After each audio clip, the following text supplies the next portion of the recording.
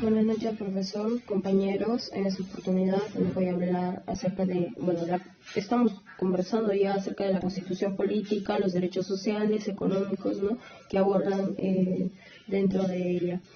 Bueno, en el capítulo 3, en el artículo 21, hablamos acerca del patrimonio cultural de la nación, que vienen a ser, por ejemplo, este engloba los yacimientos, restos arqueológicos, construcciones, monumentos, lugares, documentos bibliográficos, estos también son de archivo, objetos artísticos y testimonios de valor histórico.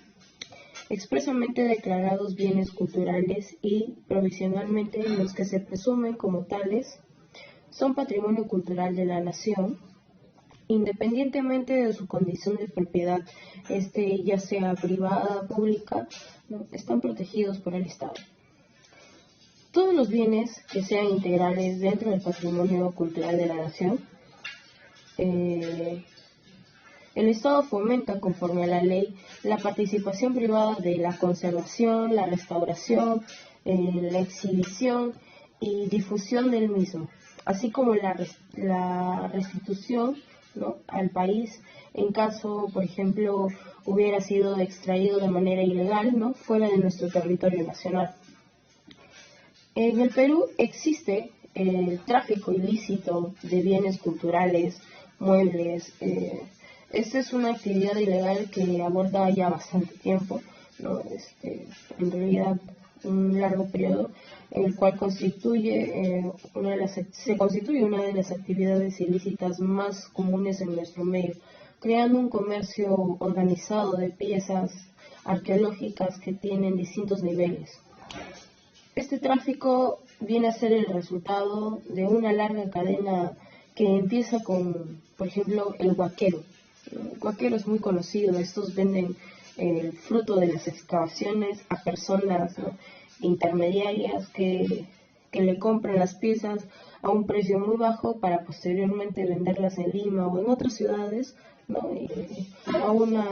Ellos cuentan con una cartera de clientes, ¿no?, a los cuales ellos cada cierto periodo van a visitarlos ofertando las piezas, las cuales terminan adornando sus salas, ¿no?, y las casas de estas personas. Cuando se trata de una pieza arqueológica, de importancia, el camino de estas sigue un poco distinto, pues rápidamente entran en estos circuitos grandes, ¿no?, como los coleccionistas, traficantes, que manejan el acceso a los mercados internacionales. Estos coleccionistas, traficantes, son los verdaderos beneficiarios en ese tráfico ilícito, pues ellos logran colocar las piezas en el mercado, ya sea nacional o internacional, pero en este caso es más internacional, pues porque su precio es muy elevado, ¿no?, en comparación con lo que les costó al obtener este bien. Debido a la equivocada legislación que existe en el Perú, esos personajes tienen un rostro más o menos público, que aprovechan por momentos para pintarse de ser los verdaderos defensores de la cultura, ¿no?, peruana, pues para evitar que estos restos se deterioren, ¿no?, en algún almacén de los museos, olvidándose del importante valor científico que pueden tener, ¿no?, estos objetos en el proceso de los huaqueros. Mientras existan estas posibilidades en el mercado, la actividad del huaquero va a seguir desarrollándose en nuestro país.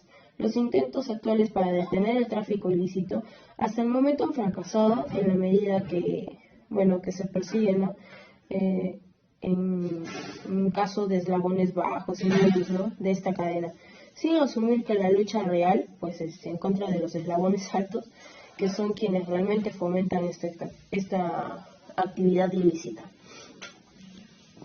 Bueno, hay que considerar también que los bienes culturales tienen entre sus principales características de ser, por ejemplo,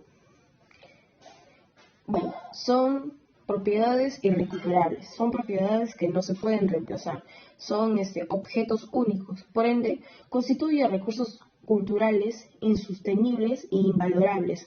Todo acto que atente contra el patrimonio cultural recibe la mayor gravedad, porque al destruir un bien cultural se está borrando páginas prácticamente de nuestra historia nacional.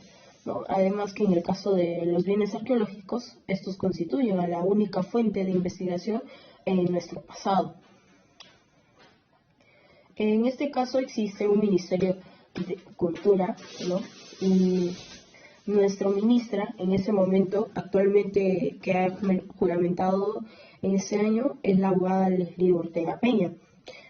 En sí, su principal función es formular, ejecutar, establecer estrategias que promocionan a la cultura, ¿no? De manera inclusiva, accesible, realiza acciones que conserven, ¿no? Y que haya una protección de nuestro patrimonio cultural, fomentando toda forma de expresión artística, convocar, reconocer el mérito de quienes aporten al desarrollo cultural de nuestro país, para planificar, gestionar todos los niveles que existan dentro de nuestro gobierno, como las actividades que permitan el desarrollo de los pueblos amazónicos, andinos, ¿no? Y los afroperuanos.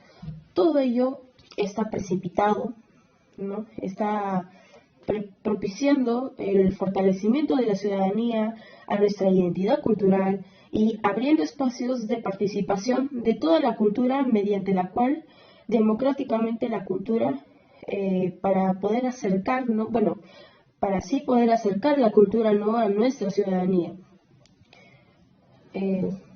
Continúo. La cultura viene a ser el conjunto de elementos, características propias de una determinada comunidad humana. Este incluye los aspectos como sus costumbres, sus tradiciones, las normas y el modo en el cual este grupo de personas, ¿no? En sí se comunican y hayan logrado construir, ¿no? Una sociedad dentro de ella. Es por eso que se considera, ¿no? Un bien protegido, porque nosotros al adquirir esta cultura, estos elementos, ¿no? Históricos, es como que damos una vuelta, ¿no? A la historia para poder ir a aquellos años en los cuales, ¿no? De repente, para poder investigar y saber qué es realmente o cómo era, ¿no? La cultura antigua. El artículo 22 nos habla de la protección y fomento del empleo. En sí, el trabajo,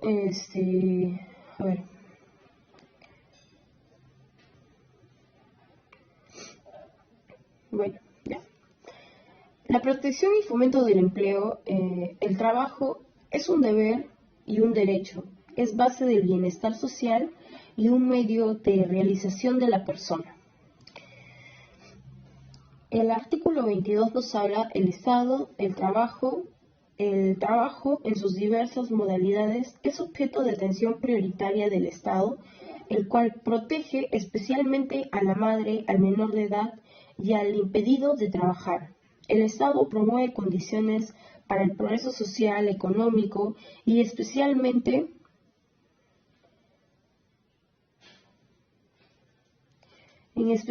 mediante política de fomento del empleo productivo y de educación para el trabajo. Ninguna relación laboral puede limitar el ejercicio de los derechos constitucionales ni desconocer o rebajar la dignidad del trabajador. Nadie está obligado a prestar trabajo sin retribución y sin su libre consentimiento. Bueno, para empezar, el trabajo es un deber, como bien se dice, y también es un derecho. Pero sobre todo, el trabajo en sí es una condición básica y fundamental de la vida humana. Toda persona, ¿no? En sí trabaja y es una fuente, ¿no? Para los bienes, los servicios, para satisfacer nuestras necesidades. Además, el trabajo también produce obras artísticas y científicas. Es el trabajo el que ha permitido crear civilizaciones enteras. Para empezar, la persona en sí tiene derecho al trabajo, al cual incluye la oportunidad de obtener los medios para llevar una vida digna, no una vida a la cual no le vaya a faltar nada, ¿no? Y sea un desempeño, ¿no? Una actividad no ilícita, la cual ellos escogen de manera libremente, ¿no? Y la aceptan como tal, ¿no? Por ejemplo, existen también entidades, ¿no?, dentro del Estado, ¿no?, que apoyan, ¿no?, para que las empresas, bueno, son las empresas principalmente las fuentes de crecimiento económico y de creación de empleo, ¿no? Existen también páginas, existe la Organización Internacional de Trabajo, ¿no? Existe las entidades, dentro mismo, ¿no?, del Estado, las cuales incluso ayudan, ¿no?, a las personas a que puedan ser acogidas, ¿no?, y desarrollarse promocionalmente y perfeccionando, ¿no?, en sí actividades, ¿no?, en nuestro país. Nuestro actual ministro de Trabajo y Promoción de Empleo es Antonio Fernando Varela Borges. Él es el segundo ministro que ha habido en este año, porque el primero solamente cumplió periodo hasta abril, y después le sucedió, ¿no?, ese ministro, el cual juramentó en abril, a finales de abril. Bueno, en sí, el Ministerio de Trabajo y Promoción de Empleo es una institución pública del Estado peruano responsable en materia laboral y de promoción de empleo. Desarrolla la implementación de políticas, programas para mejorar la generación de empleo y buscar ayuda en las micro y pequeñas empresas, ¿no?, que vienen a ser los MIPES. La oportunidad de empleo para los jóvenes son un campo muy particular en el que las empresas pueden cumplir una función importante, ya que los jóvenes de ambos sexos, ¿no?, entre los 18 y 25 años, ¿no?, tienen entre 2 hasta 3 veces en posibilidad de estar desempleados que los adultos. Por ejemplo, las personas con discapacidad también se enfrentan, ¿no?, a diferentes dificultades, ¿no?, aún cuando son mayores, a la hora de buscar, pues, un trabajo digno. En sí, el trabajo, pues, para cada persona es una acción básica, fundamental para la vida de cada uno. No se esconde tras el velo de lo que viene a ser lo habitual. A lo largo de la historia, el trabajo es el que ha permitido crear, ¿no?, desarrollo en uno mismo, ¿no?, e ir aplicando, ¿no?, sus conocimientos a lo largo del tiempo. El trabajo tiene derecho a una remuneración aquí. El trabajo en sus diversas modalidades es objeto de atención prioritaria. Bueno, como bien estamos diciendo acá, ¿no?, el trabajo, como ya le hemos dicho, el trabajo no es solamente todo lo que hemos visto, sino que además su significado de producción es también el generador de fenómenos sociales, es decir, de relaciones interpersonales, de grupo a grupo, ¿no? Se dice también que el trabajo tiene relación directa con el análisis de las fuerzas sociales, de sus relaciones, que se considera como un acto de intercambio, ¿no?, con la naturaleza.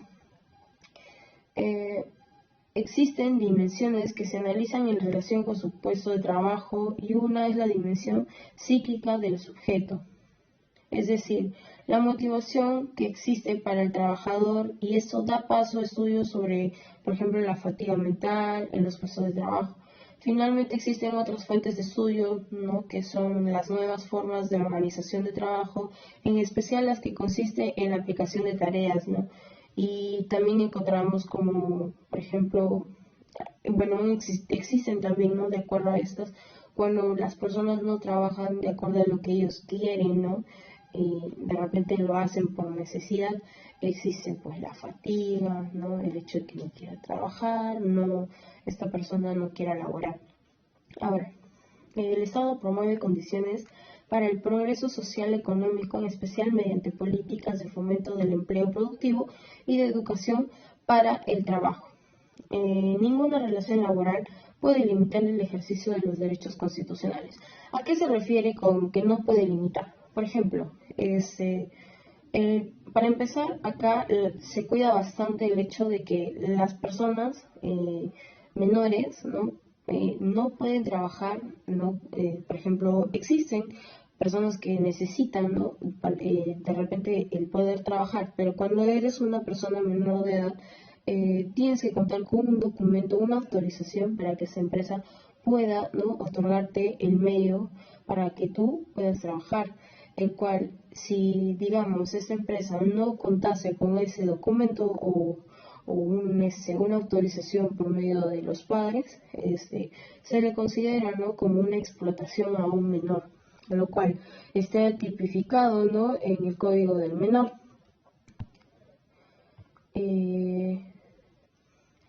Los derechos del trabajador. El trabajador, artículo 24. El trabajador tiene derecho a una remuneración equitativa y suficiente que procure para él y su familia el bienestar material y espiritual.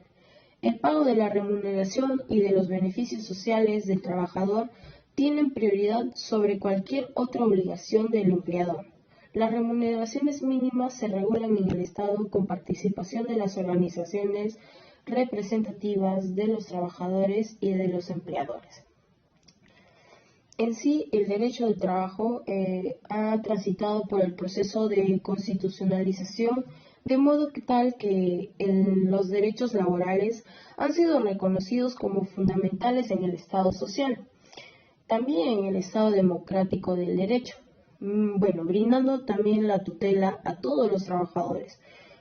Sin embargo, por motivo de historia de discriminación, un grupo de personas es objeto de una protección especial en el marco de las relaciones laborales, que vienen a ser, por ejemplo, las mamás trabajadoras. El derecho al trabajo lo que en sí busca es regular la utilización del trabajo ajeno por un empresario y la obtención de las ganancias de él, permitiendo que se pueda permitiendo controlarla, ¿no? Y que no exista conflictos individuales, sociales, ¿no? Que se originen dentro de esa relación.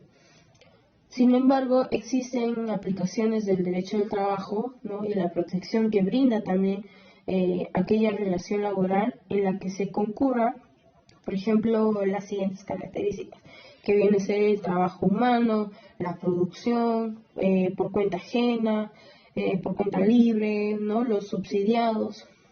De este modo, solo aquellas relaciones contractuales de índole jurídico-económico que cumplan con dichos requisitos se ven tutelados dentro del derecho del trabajo y el reconocimiento que existe dentro de nuestra Constitución. Esto se surge por las consecuencias que existan de acuerdo a la desigualdad económica. Entre las dos partes de las relaciones laborales viene a ser el trabajo es quien pone a disposición su fuerza de trabajo y su mano de obra.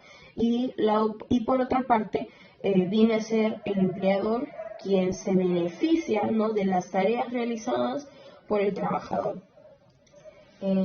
Este desequilibrio siempre conducía a que la posición del empleador sea la que consiga imponerse al trabajador, genera con ello que éste se vea sumido, ¿no? en condiciones precarias e indignas para realizar sus labores frente a tales situaciones.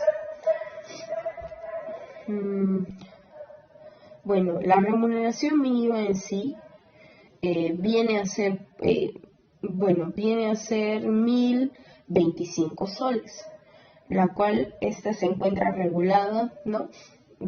Esto fue puesta en disposición el año pasado, pero en sí lo que se busca este año es de que se suba a 2.150 y que este sea un nuevo monto, ya que las canastas, ¿no? del hogar actualmente ya no son las mismas que el año pasado, ¿no? Y existe un desequilibrio, ¿no?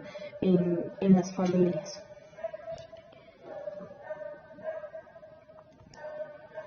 El artículo 25 nos habla de la jornada ordinaria de trabajo. La jornada ordinaria de trabajo en sí es de 8 horas diarias o 48 horas semanales como máximo. En caso de jornadas acumulativas o atípicas, el promedio de horas trabajadas en el periodo correspondiente no puede superar dicho máximo. Los trabajadores, eh, los trabajadores tienen derecho a el descanso semanal y descanso anual remunerados. Su disfrute y su compensación se regula por ley o por convenio. Bueno, existe el decreto legislativo número 1405, el cual menciona en el artículo 1 el objeto y el alcance. En este decreto tiene por objeto establecer las regulaciones para que se pueda disfrutar de los descansos vacacionales remunerados, ¿no?, para los servidores que se encuentran en entidades públicas, ¿no?, y que favorezcan la conciliación en la vida laboral y en la vida familiar, ¿no?, contribuyendo así a la modernización del sistema administrativo, ¿no?, de gestión de recursos humanos del Estado. También existen los descansos vacacionales. Por ejemplo, los servidores tienen derecho a gozar de un descanso vacacional remunerado de 30 días, ¿no?, calendario, y cada año completo de servicios. La oportunidad del descanso vacacional se fija de común acuerdo entre el servidor y la entidad. A falta de acuerdo se decide cuando no, o sea, cuando la persona, por ejemplo, no está de acuerdo con algo, no sabe exactamente cuándo fijar su descanso, entonces lo decide en sí la entidad. El derecho a gozar de descanso vacacional es cada año completo de servicios y de condiciones que el servidor cumpla, ¿no?, con un descanso vacacional que señala a continuación. Por ejemplo, de que sea tratado, pues, ¿no?,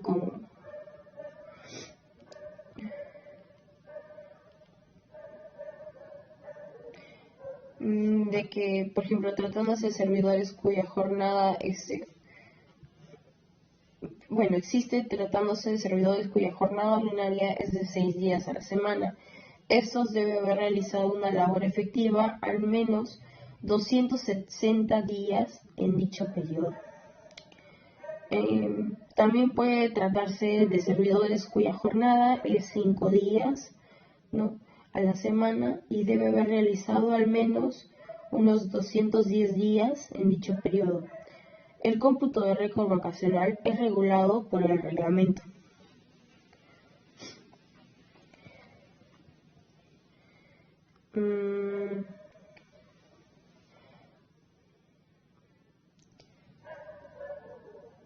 Ya. También, voy a hablar acerca de los principios que regulan la relación laboral, que está estipulada en el artículo 26. En la relación laboral se respetan los siguientes principios. 1. Igualdad de oportunidades sin discriminación. Carácter irrenunciable de los derechos reconocidos por la Constitución y la ley. 3. Interpretación favorable al trabajador. En caso de duda insalvable sobre el sentido de una norma. Y el artículo 27 de la protección del trabajador frente al despido arbitrario.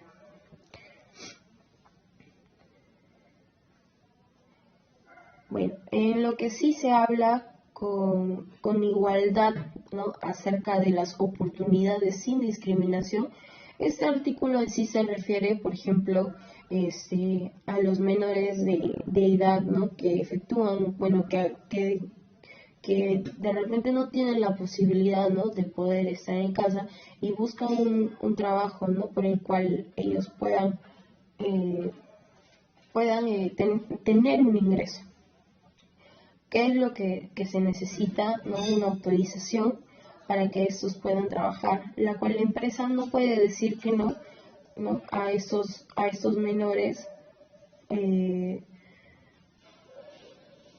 Y también se refiere a las madres gestantes. Por ejemplo, eh, cuando una madre, por ejemplo, mm, sí, se refiere a las personas que están gestando, ¿no? Estas personas, por ejemplo, cuando dan a luz, tienen un periodo vacacional, ¿no? Post y prenatal. Entonces, dentro de ellos se encuentra el carácter de derecho reconocido dentro de nuestra Constitución y la interpretación favorable al trabajador en caso de duda insalvable sobre el sentido de una norma. Por ejemplo, acá le hablo sobre la protección del trabajador frente al despido arbitrario. La ley otorga al trabajador adecuada protección contra el despido arbitrario. Despido arbitrario se le considera, por ejemplo, cuando una persona es despedida sin motivo. Esta persona no tiene, por ejemplo, bueno, es como que hoy, ¿no? La citan y le dicen, ¿sabes qué? Hoy es tu último día, mañana ya no vienes, se te va a cancelar, ¿no? Tu mes y a sacarlo más, ¿no? Pero esta persona se pregunta, ¿pero por qué me han despedido, no? Si no me habían anticipado, ¿no? El hecho de que de repente yo ya no iba a seguir trabajando, no iba a seguir laborando. Entonces es aquí donde entra la interpretación de este artículo, donde lo que sí se busca es una estabilidad laboral, ¿no? Que compromete, que en sí reconoce, ¿no? Una sola voluntad que es incluso encausada por el empleador en el factor ilegítimamente del despido. Por ejemplo, a ver que la letra.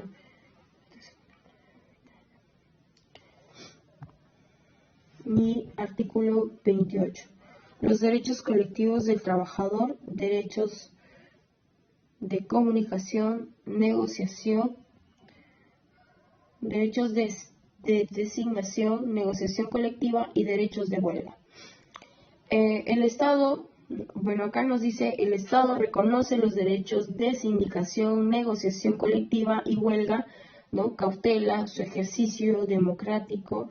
1. Garantiza la libertad sindical. 2. Fomenta la negociación colectiva y promueve formas de solución pacífica de los conflictos laborales. La convención colectiva tiene fuerza vinculante en el ámbito de lo concertado. Y 3. Regula el derecho de huelga para que se ejerza en armonía con el interés social, señala sus excepciones y limitaciones. Este artículo en sí resume 3 derechos importantes y polémicos en el mundo actual. Uno de ellos es la sindicación, la negociación colectiva y la huelga. La sindicación, el sindicato en sí, es la entidad creada por la voluntad de los trabajadores, que a su vez es el que tiene a cargo la defensa, ¿no? De los intereses profesionales de los mismos. Si bien el derecho pertenece, ¿no?, a empleadores, a trabajadores, la extensión del sindicato y su mayor desarrollo corresponde a los trabajadores. La negociación colectiva es el derecho que tienen los empleados, ¿no?, y trabajadores de discutir, de acordar entre ellos convenios sobre las relaciones laborales, de los que unen y que tendrán la fuerza que las leyes les asignen, la de adoptar, ¿no?, diversas modalidades, pero esta va a ser superior a la que corresponde a un simple contrato privado, ¿no? Entre partes también podemos señalar la negociación colectiva, la cual esta es sustentada, ¿no?, en la autonomía colectiva, entendida como una capacidad de autorregulación, ¿no?, y significa que las partes pueden negociar libremente sobre un amplio conjunto de materiales con miras a llegar a un acuerdo, el mismo que debe ser obligatoriamente cumplido. El tercero es la huelga. La huelga es un derecho de todo trabajador a suspender legítimamente, ¿no?, sus labores dentro de la relación del trabajo, como forma de ejercer una amenaza sobre el empleador, ¿no? Para obtener que él determine una decisión, ¿no? Si la huelga es legítima, el trabajador del empleador quedará suspendido por la ausencia de los huelguistas, quienes no podrán ser sustituidos por otros trabajadores. Fuerza de la huelga consiste en que el empleador no puede realizar las labores propias de su empresa, siendo este modelo de huelga que tradicionalmente ha aceptado nuestra legislación infraconstitucional, haciendo que la huelga sea un derecho reconocido a nivel constitucional. En sí, técnicamente, los derechos, ¿no?, de sindicación, de negociación colectiva, de la huelga, pertenecen estas al derecho laboral. Ahora, la participación, artículo 29, participación de los trabajadores en las utilidades. El Estado reconoce el derecho de los trabajadores a participar en las utilidades de la empresa y promueve otras formas de participación. Cada cierto periodo, o si no me equivoco, cada cierto año, la empresa da un porcentaje de la renta neta ganancia, que viene a ser, ¿no?, después de descontar las inversiones y los impuestos. Esta es obtenida por empresas como resultado de una buena gestión, y tienen derecho a participar de sus utilidades los trabajadores que están en planilla de empresas que generan renta de tercera categoría y que tengan más de 20 trabajadores, con excepción de las empresas individuales o las empresas autogestionadoras, cooperativas, comunales y sociales civiles. Por ejemplo, existen algunas empresas que, bueno, ¿no?, cuando llega el momento de dar la participación, ¿no?, a sus trabajadores, pues simplemente no lo quieren hacer porque ellos lo ven como un gasto. Sin embargo, no es así, porque eso les pertenece también en parte, ¿no?, fuera de su pago, ¿no?, mensual que se les hace a cada persona. Es un bono que las empresas tienen que dar. Ahora, el cálculo de estas utilidades depende de la industria, ¿no?, en la que pertenece la empresa donde uno trabaja. Por ejemplo, si son empresas pesqueras, viene a ser un 10% de sus utilidades. Si son empresas de telecomunicaciones, también cuentan con un 10%. Si son empresas mineras, estas vienen a ser un 8%, tal cual como las empresas de comercio y los restaurantes. Otras empresas que también vienen a ser son las industriales, que también son otros 10%. Y otras actividades ya vienen a ser un 5%. Muchas gracias, profesor. Eso sería todo.